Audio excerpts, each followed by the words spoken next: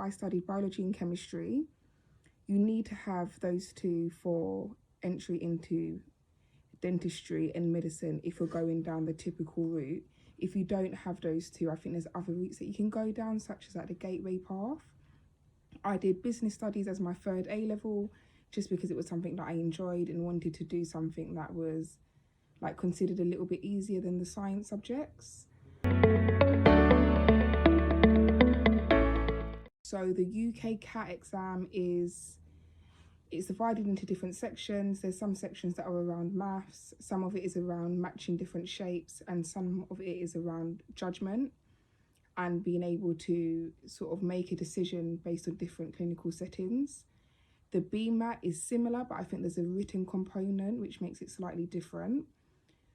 I think all dental schools at the moment require you to have done either the UK CAT or BMAT. If you go onto their entrance criteria, you'll be able to see which one they want you to have.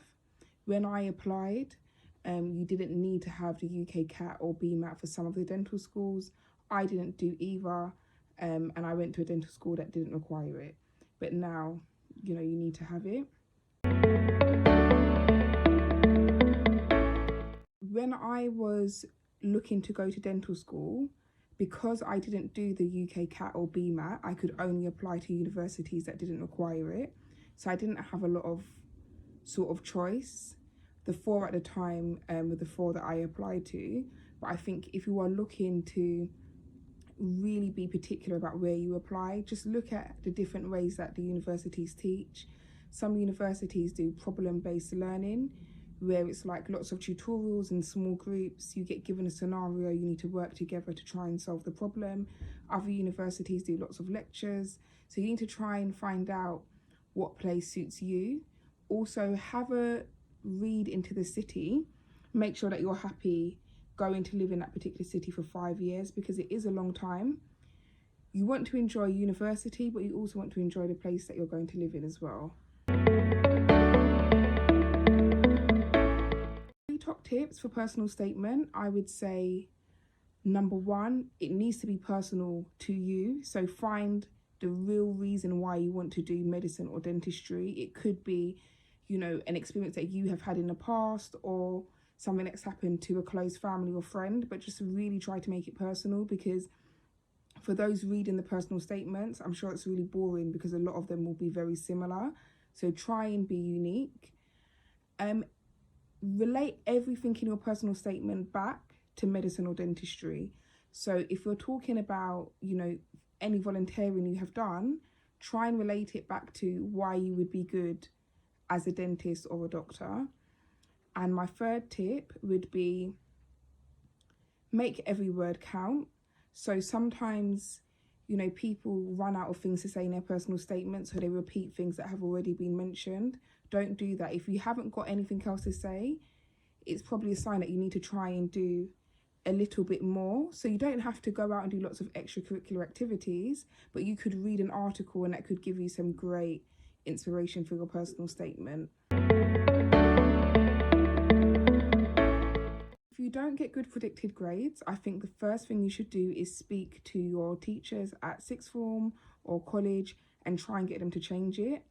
When I was at sixth form, I was predicted like maybe a B in biology, and I spoke to my teacher and I was like, yeah, I'm not going to get a B in biology, I'm definitely going to get an A. And you know that I work hard, like, why have you given me a B? And I really just spoke about it, and I just really argued my case, and in the end he changed it, and it was great, and it was fine because I got well above a B anyway. So definitely speak to your teacher. If they are refusing to change it, then depending on what you've been predicted, you can still apply to medicine and dentistry. If they're predicting you things like maybe C's or D's, then try and reconsider another route. So maybe like a gateway entrance or another course, and then doing medicine or dentistry as a postgraduate. But there's always options available. If you don't get in first time, don't worry, a lot of people don't. You can always apply again. In the year that you are, you know, not at university, it's just a good year to strengthen your application, to get more work experience, to get more volunteering in, to do more extracurricular activities, to get a job and save. It's not going to be a wasted year to apply again. You can consider going abroad, but this is something you really need to think about because it's a long time to spend abroad. So be sure that it's something that you want to do. Or you could think about another course if you can find another course that you're interested in, and you could do another course and then apply to medicine or dentistry afterwards. It's a great idea to try and speak to other people that have been through it before. So using ACMM as a way to network with other dentists or doctors that have sort of had to take a different route is a good idea because they can give you some more advice on that as well.